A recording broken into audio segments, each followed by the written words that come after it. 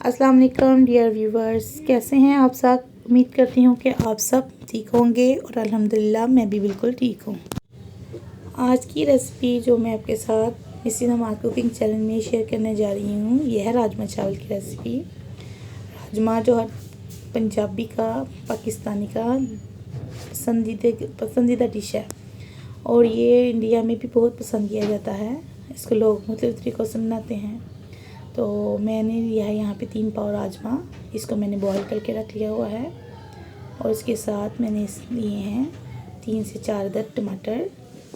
अदरक और लहसुन का मैंने हल्का सा कूट लिया है और इसके साथ हमारी हरी मिर्चें, हमारी मसाला जात जिसमें हमने लिया है लाल मिर्च और खुश्क धनिया, हल्दी, नमक और गरम मसाला हम डालेंगे। और इसके साथ हम इसमें डालेंगे 1 प्याली दही। बिस्मिल्लाहिर्रहमानिर्रहीम। हमने अपनी कढ़ाई में 1 पाव ऑयल डाला है क्योंकि हमारी जो रेसिपी है वो 3 पाव राजमा की है, तो इसलिए इसमें ऑयल थोड़ा ज़्यादा जाएगा। 3 पाव ऑयल हम अपनी कढ़ाई में डालेंगे और इसमें हमने डाल दिया है थोड़ा साबित गरम मसाला जिसमें हमारे पास ज़ीरा था। ज़ीरा डालने के बाद इसमें हमने डाल दिए हैं अपने प्याज और प्याज़ों का कलर चेंज होने तक इसको हम पकाएंगे। जो ही प्याज़ों का कलर चेंज होगा इसमें हम अपना अदरक और लहसुन का पेस्ट डाल देंगे।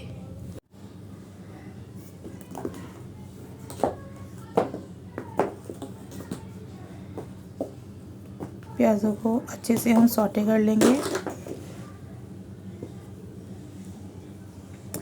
और जैसे ही ये कलर चेंज करेंगे इसमें हम डाल देंगे अपना अदरक और लहसुन का पेस्ट। इसको मैंने हल्का सा कूट लिया हुआ है। अब इसको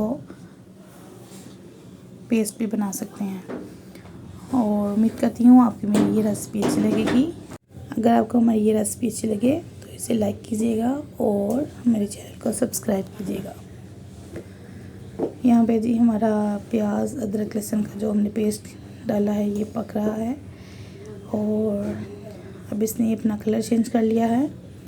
इस पॉइंट पर आकर इसे हम ब्लेंडर में डाल के, जग में डाल के इसको अच्छे से ब्लेंड कर लेंगे ताकि हमारे प्याज जो है वो सालन में बिल्कुल पेस्ट बन के आए और मोटे मोटे प्याज नज़र ना आए। जग में हमने डाल लिया और इसको हमने ब्लेंड कर लिया है अच्छे से। ब्लेंड करने के बाद इसे हमने अपनी कढ़ाई में दोबारा से ऐड कर दिया है और इसे अब हम अच्छे से भुनेंगे। टमाटर को यहाँ पे आपने ब्लेंड नहीं करना ऐड करके, ये छोटी सी टिप है। अगर हम टमाटर को ब्लेंडर में ब्लेंड कर लेंगे तो उससे हमारे जो मसाले का कलर है वो बिल्कुल भी अच्छा नहीं आता। इसलिए अब इसमें ऐड कर देंगे हम अपने टमाटर और टमाटर को हमने हाफ़ कट कर लिया हुआ है। हाफ़ कट करना का मकसद ये था कि हम इसे कढ़ाई में रख के थोड़ी देर के लिए छोड़ देंगे और उसके बाद इसका छिलका हम आसानी से रिमूव कर लेंगे। टमाटर को और मसालों को हमेशा प्याज ब्लेंड करने के बाद ही ऐड करें। इससे मसाले की जो कलर होता है और खूबसूरती बरकरार रहती है। अगर हम इसे भी साथ मसाले में ब्लेंड कर लेते तो मसाले का कलर और इसकी जो सुर्खी होती है वो नहीं आती अच्छे से। अब जी हमारे टमाटरों का जो छिलका है वो रिमूव होने के लिए तैयार है। हम इसे रिमूव कर देंगे और इस तरह से हमारे टमाटर आसानी से खुद ब खुद मसाले में मैश हो जाएंगे। तमाम टमाटरों का छिलका हम अच्छे से रिमूव कर देंगे। उसमें बाद हम इसमें ऐड कर देंगे अपने मसाले जिसमें हमने लिया है 3 टेबल स्पून लाल मिर्च, हाफ़ टेबल स्पून हल्दी, 1 टेबल स्पून हमने लिया है इसमें खुश्क धनिया और हमने 1 टेबल स्पून लिया है अपना नमक। मसालों को ऐड करने के बाद हम अच्छे से इसको मिक्स कर लेंगे, अच्छे से भून लेंगे और टमाटरों को चमचे के साथ थोड़ा थोड़ा मैश करते जाएंगे। मसाले को जितना अच्छा भुनेंगे उतना ही हमारे सालन का टेस्ट ज़्यादा होगा, अच्छा होगा। वैसे तो इसे मसालेदार बना के भी खाया जाता है, लेकिन पाकिस्तान में हम पंजाबी लोग जो हैं वो इसे चावल के साथ खाना पसंद करते हैं, इसलिए हम इसे थोड़ी ग्रेवी देते हैं। तो ये आपकी मर्ज़ी है, आप इसे जितना चाहें मसालेदार बना लें या फिर इसमें पानी डालकर इसको ग्रेवी बना लें इसकी। अब ये मसाले को हम अच्छे से भून रहे हैं ताकि इसमें लहसुन अदरक की जो स्मेल है वो ख़त्म हो जाए। اس کے بعد جب ہمارا مسالہ بھن جائے گا تو اس میں ہم ایڈ کر دیں گے اپنے راجمہ کو۔ راجمہ ہم نے پہلے سے بوائل کیا ہوا تھا، اور بھنتے ہوئے اس میں ہم نے ایڈ کرنی ہے جی اس میں 1 پیالی دہی کی۔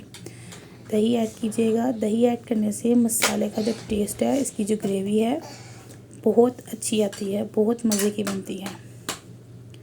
بہت کم لوگ اس میں دہی ایڈ کرتے ہیں، لیکن اس میں دہی ایڈ کر کے آپ دیکھیے گا، اس کا مسالہ، اس کی گریوی بہت مزے کی اور بہت لذیذ بنے گی۔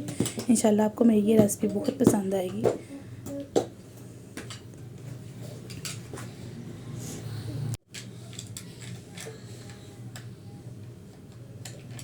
راجمے کو اچھے سے بھنیں گے، اور جب ہمارا راجمہ اچھے سے بن کے تیار ہو جائے گا، اس میں ہم ایڈ کر دیں گے پانی۔ پانی آپ اپنی مرضی سے کم یا زیادہ کر سکتے ہیں، جتنا آپ کو راجمے کو تھک رکھنا ہے یا جتنا آپ نے اس کو چاولوں کے ساتھ پتلا رکھ کے پکانا ہے۔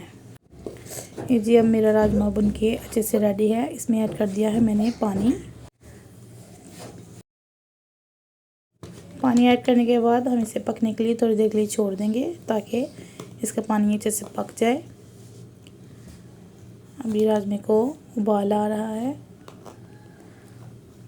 اسے ہم اچھے سے مکس کر لیں گے، اور اسے ہم نے تھوڑی دیر پکنے کے لیے چھوڑ دیا ہے۔ راجمہ ہمارا اچھے سے پک چکا ہے۔ جب آپ دیکھیں کہ آپ کے راجمے میں اچھے سے ایک گاڑھا پن آ گیا ہے جتنا آپ کو چاہیے، تو اس کے بعد اس میں ہم ایڈ کریں گے گرین چلی، سبز دھنیا اور گرم مسالہ۔ اب اس میں ایڈ کر دیں ہم 3 سے 4 عدد ہری مرچیں، اس کو درمیان میں کٹ لگا کے ایڈ کیجیے گا۔ اس کے ساتھ 1 ٹیبل اسپون ہم ایڈ کریں گے گرم مسالہ پاؤڈر۔ اس کے ساتھ ایڈ کر دیں گے ہم اس میں ہرا دھنیا۔ ہرا دھنیا ایڈ کرنے کے بعد 10 منٹ کے لیے ہم اسے مزید پکائیں گے، تاکہ اس میں گرم مسالہ پاؤڈر کا فلیور بھی ایڈ ہو جائے۔ میری اس ریسیپی کو ضرور ٹرائی کیجیے گا۔ امید کرتی ہوں آپ کو میری ریسیپی اچھی لگے گی، اور اگر آپ کو یہ میری ویڈیو اچھی لگی ہو تو اسے ضرور لائک کیجیے گا، دوسروں کے ساتھ شیئر کیجیے گا، اور میرے چینل کو سبسکرائب کیجیے گا۔ جزاک اللہ خیر۔ اللہ تعالیٰ آپ کے کھانوں میں برکت ڈالے اور آپ کو خوش اور آباد رکھے، اور آپ کا حامی و ناصر ہو۔ تب تک کے لیے مجھے اجازت دیجیے گا۔ مزید نئی اور ایزی ریسیپی کے ساتھ میں پھر حاضر ہوں گی۔ اللہ حافظ۔